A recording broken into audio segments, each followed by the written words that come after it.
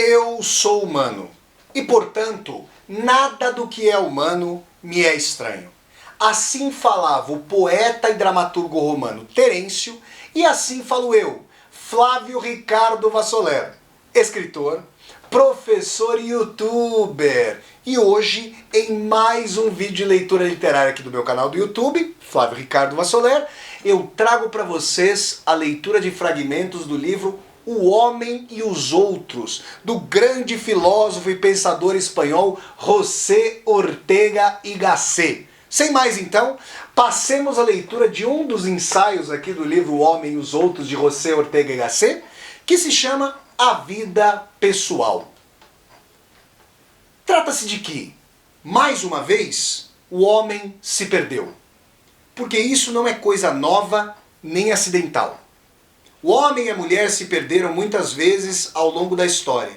Mais ainda, é constitutivo do homem e da mulher, diferente de todos os demais seres, serem capazes de se perder na selva do existir, dentro de si mesmos, e graças a essa sensação de perda, reagir energicamente para voltarem a se encontrar.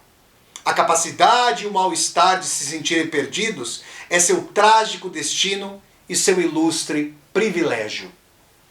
Partamos, pois, movidos pelo desejo de achar, de forma irrecusável, plenamente evidente, fatos de fisionomia tão característica que não nos pareça adequada outra denominação a não ser chamá-los, em sentido estrito, de fenômenos sociais.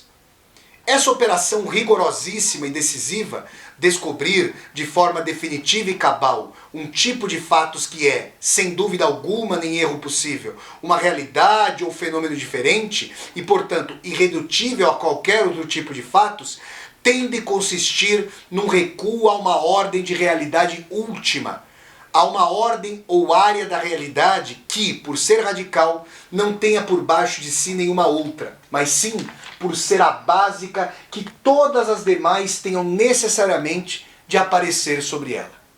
Essa realidade radical, em cuja estrita contemplação temos de fundar e assegurar ultimamente todo o nosso conhecimento de algo, é nossa vida, a vida humana.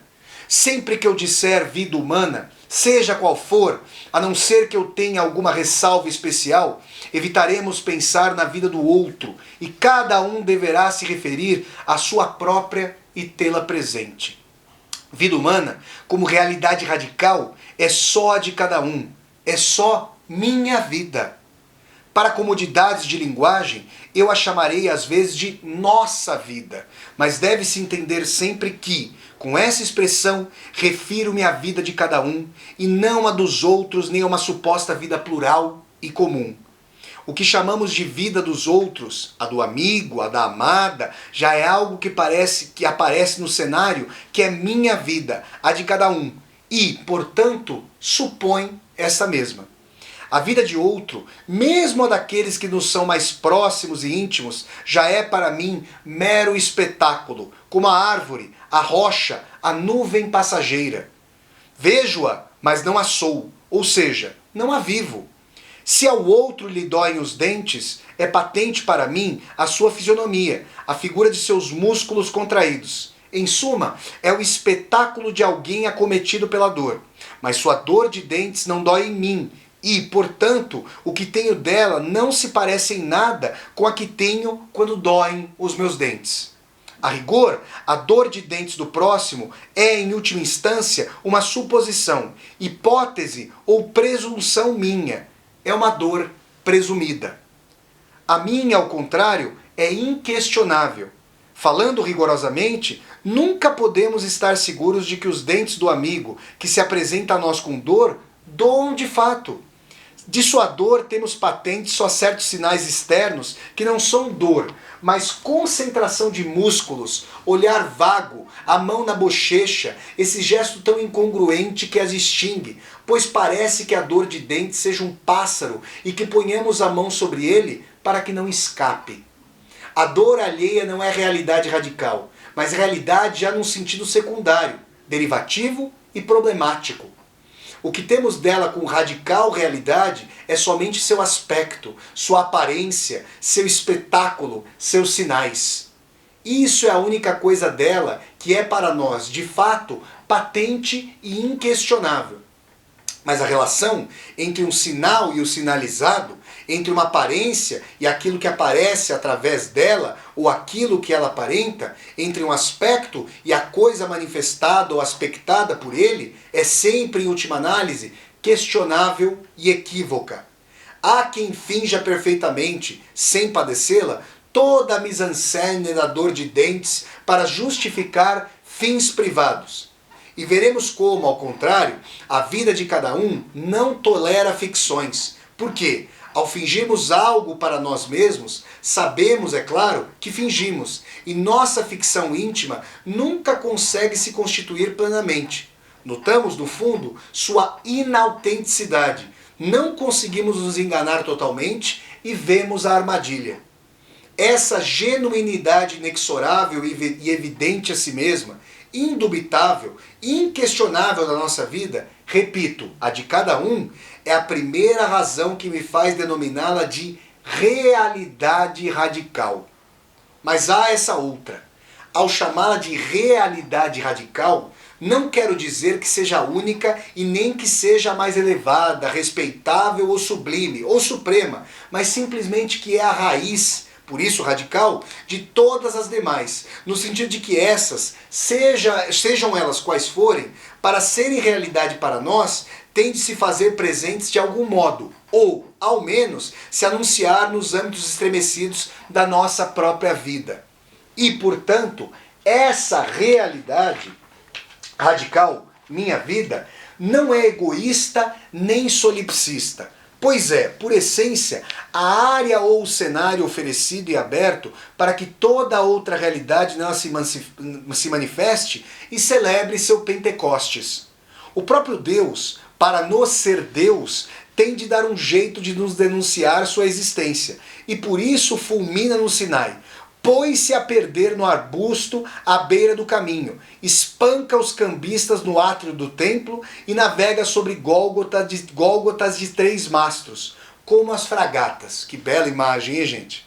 Assim, nenhum conhecimento de algo é suficiente, isto é, suficientemente profundo, radical, se não começa descobrindo e determinando o lugar e o modo, dentro da órbita que é nossa vida, em que esse algo faz sua aparição. Aflora, brota e surge. Em suma, existe.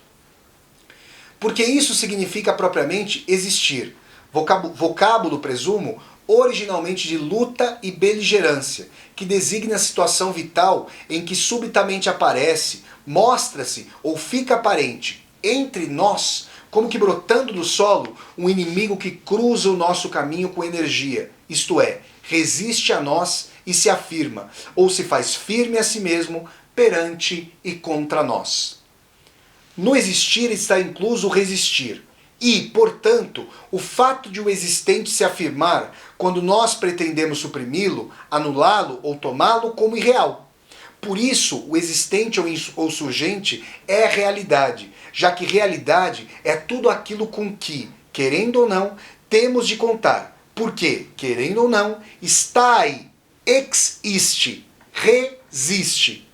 Uma arbitrariedade terminológica que beira o intolerável quis, há uns anos, empregar os vocábulos existir e existência com um sentido abstruso e incontrolável, que é precisamente o inverso daquilo que, por si mesma, a palavra milenária porta e diz.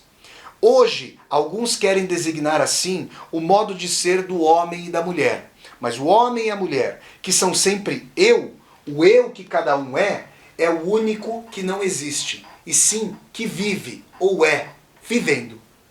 São precisamente todas as demais coisas que não são o homem e a mulher, eu, que existem, porque aparecem, surgem, saltam, resistem a mim, afirmam-se dentro do âmbito que é minha vida. Seja isso dito e disparado de passagem. Sendo assim, dessa estranha e dramática realidade radical, nossa vida, Podemos mencionar inumeráveis atributos, mas eu vou destacar agora só o mais imprescindível para o nosso tema.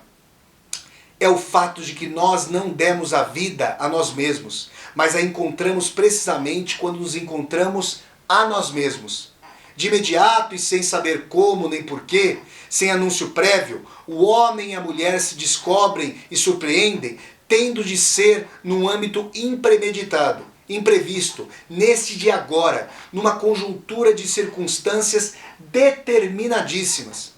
Talvez não seja inútil dizer que isso, base do meu pensamento filosófico, já foi enunciado, tal e como agora eu o disse em meu primeiro livro, publicado em 1914. Chamemos provisoriamente, para facilitar a compreensão desse âmbito impremeditado e imprevisto, essa circunstância determinadíssima na qual, ao viver, nos encontramos sempre, de mundo. Pois bem, esse mundo no qual tenho de ser ao viver, me permite escolher, dentro dele, estar nesse lugar ou noutro, mas a ninguém é dado escolher o mundo em que se vive. É sempre esse de agora. Não podemos escolher o século, nem o dia ou a data em que vamos viver, nem o universo em que vamos nos mover. O viver ou o ser vivo, que são a mesma coisa, o ser homem, o ser mulher, não admitem preparação nem ensaio prévio. A vida nos é disparada a queima-roupa. Já disse, ali onde e quando nascemos, ou depois de nascer estivermos, temos, queiramos ou não, de sair nadando. Nesse instante, cada um de nós se encontra submerso no ambiente que é o espaço onde tem, queira ou não, de se haver com esse elemento abstruso, que é uma aula de filosofia, com algo que não sabe se lhe interessa ou não, se entende ou não, que está consumindo gravemente uma hora de sua vida, uma hora insubstituível, porque as horas de sua vida estão contadas. Esta é sua circunstância, seu aqui e seu agora. O que fará? Porque algo sem escapatória tem de fazer. Dar-me atenção ou, ao contrário, não me dar atenção para vagar por meditações próprias, pensar em seu negócio ou clientela, recordar sua amada. O que fazer? Levantar-se, ir embora ou ficar, aceitando a fatalidade de levar essa hora de sua vida, que talvez pudesse ter sido bonita, ao matadouro das horas perdidas. Porque, repito, algo sem escapatória temos de fazer ou de estar fazendo sempre, pois essa vida que nos é dada não nos é dada pronta, mas cada um de nós tem de fazê-la, cada um a sua. Essa vida que nos é dada vazia, e o homem e a mulher têm de ir preenchendo-a, ocupando-a. Essas são nossas ocupações. Isso não acontece com a pedra, a planta, o animal. A eles lhes é dado seu ver já prefixado e resolvido. À pedra, quando começa a ser, não lhe é dada só sua existência, mas lhe é prefixado de antemão seu comportamento, a saber, pesar, gravitar para o centro da terra. Do mesmo modo, ao animal lhe é dado o repertório de sua conduta, que é, sem sua intervenção, governada por seus instintos. Mas ao homem e à mulher lhes é dada a obrigatoriedade de de estar sempre fazendo algo, sob pena de sucumbir. Mas não é de antemão e de uma vez para sempre presente aquilo que tem de fazer. Porque o mais estranho e atordoante dessa circunstância, o mundo em que temos de viver, consiste no fato de ele sempre nos apresentar, dentro de seu círculo e horizonte inexorável, uma variedade de possibilidades para a nossa ação. Variedade perante a qual não temos saída a não ser escolher e, portanto, exercer nossa liberdade. A circunstância, repito, o aqui e agora dentro dos quais estamos inexoravelmente inscritos e prisioneiros, não nos impõe em cada instante uma única ação ou fazer, mas vários possíveis, e nos deixa cruelmente entregues à nossa iniciativa e inspiração. Portanto, a nossa responsabilidade. Dentro de instantes, quando saírem pela rua, vocês se verão obrigados a decidir que direção tomar, que rumo. E se isso acontece nessa ocasião trivial, tanto mais acontece naqueles momentos solenes, decisivos da vida, em que aquilo que é preciso escolher é nada menos, por exemplo, que uma profissão, uma carreira, e carreira significa caminho e direção do caminhar. Entre as poucas anotações privadas que Descartes deixou ao morrer, encontra-se uma de sua juventude em que copiou um velho verso de Ausônio, que, por sua vez, traduz uma vetusta sentença pitagórica que diz: Quod vitae sectabur iter, que caminho, que via tomarei para a minha vida. Mas a vida é o ser do homem e da mulher. Portanto, isso expressa o que há de mais extraordinário, extravagante, dramático, paradoxal na condição humana, a saber, que o homem e a mulher são a única realidade que não consistem simplesmente em ser, mas em ter de escolher seu próprio ser. Pois se analisássemos esse miúdo acontecimento que vai se dar dentro de instantes, que cada um tenha de escolher e decidir a direção da rua que vai tomar, veriam como, na escolha de uma ação aparentemente simples, intervém integralmente a escolha que já fizeram, que nesse momento, sentados e sentadas, portam secreta em seu âmago, em seu recôndito fundo, de um tipo de humanidade, de um modo de ser homem e mulher que procuram realizar em seu viver. Pessoal, esses foram fragmentos formidáveis do livro O Homem e os Outros, do filósofo e pensador espanhol José Ortega y Gasset, no ensaio A Vida Pessoal. Se vocês gostaram de mais esse vídeo de leitura literária e filosófica aqui do meu canal do YouTube, eu peço que vocês deem um like no vídeo, curtam o vídeo, disseminem esse vídeo pelas redes sociais para que nós possamos chegar cada vez mais e mais pessoas. Se você está chegando ao canal pela primeira vez, seja muito bem-vindo e bem-vindo. Eu peço que você se inscreva aqui no canal, toque a sinetinha para poder receber as notificações e deixe os seus comentários embaixo desse vídeo para eu poder conversar com você. E mais, aqui embaixo desse vídeo você vai encontrar a tecla Seja Membro. Se você gosta dos meus vídeos de leitura literária, das minhas aulas ao vivo, das minhas resenhas de livros e das minhas resenhas de filmes, considere a possibilidade de se tornar um membro, uma membro humanista do canal e contribuir, segundo sua possibilidade, financeiramente para esse canal dar continuidade a um projeto de universidade aberta. Então é isso, pessoal. Até o próximo vídeo de leitura literária e tchau, tchau!